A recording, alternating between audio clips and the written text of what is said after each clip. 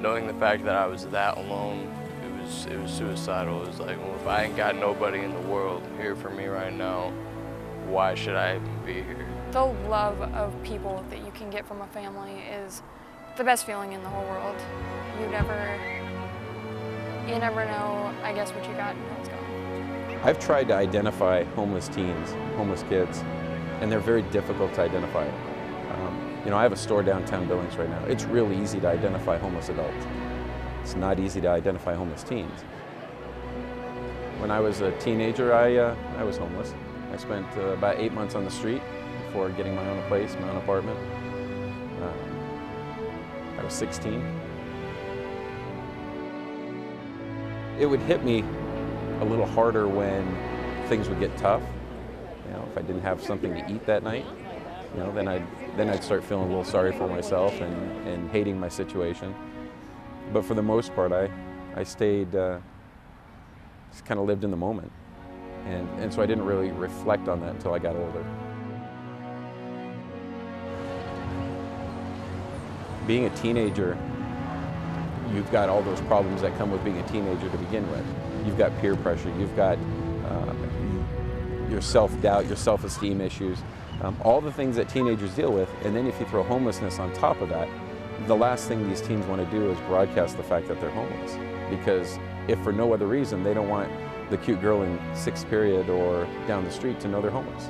I know that. I had a rough patch my sophomore year. I was getting in it with a lot of drugs, and I was pretty much an addict. And when I came back from Texas and I started fighting with my mom again, I was getting to that point where I was so stressed out that I wanted to get a hold of drugs again. And I knew at that point that I got to get out. Like, if being here is pushing me this far, I got to get out. So packed a bag and ended up staying at the park behind West that night. And after that night, I was either couch surfing or sleeping in parks. It lasted, the whole period of time lasted about 5 months, I think.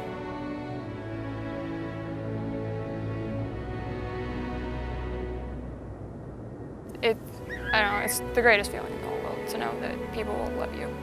And it's hard to sit back and watch when people don't take that for granted or when they don't appreciate what they have.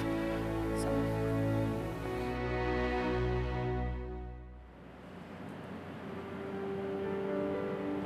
I started hitting some issues again, and then I really started reaching out to Tumbleweed. I'm a type 1 diabetic. Like, if they wouldn't help me get on my Medicaid, like, I'd have either been cleaning out the closet at Billings Clinic, which I don't know how long that would have lasted, or I wouldn't have had insulin, or I'd have had to pay for it, and I wouldn't have anything else I have now. Like,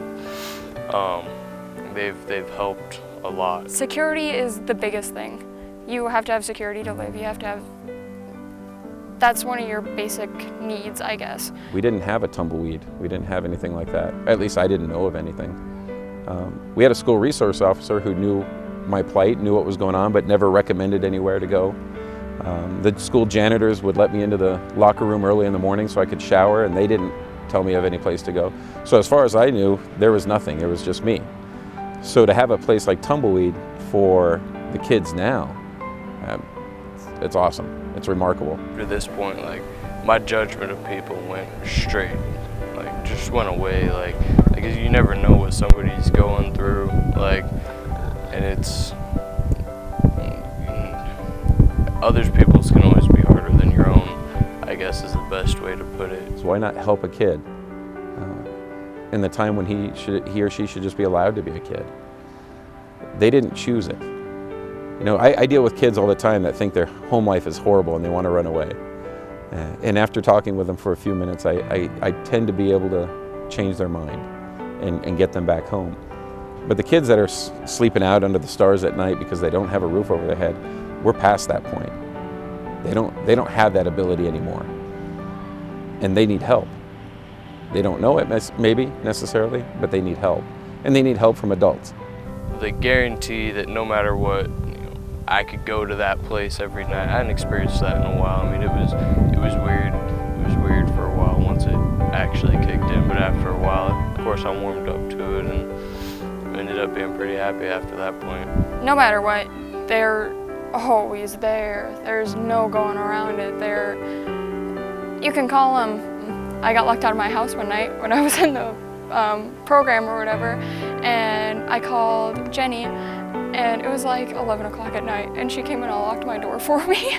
They're always there, always. And no matter what, they'll cry, they'll laugh, they'll do anything for you, with you, whatever it is. They're the kindest people in the whole world.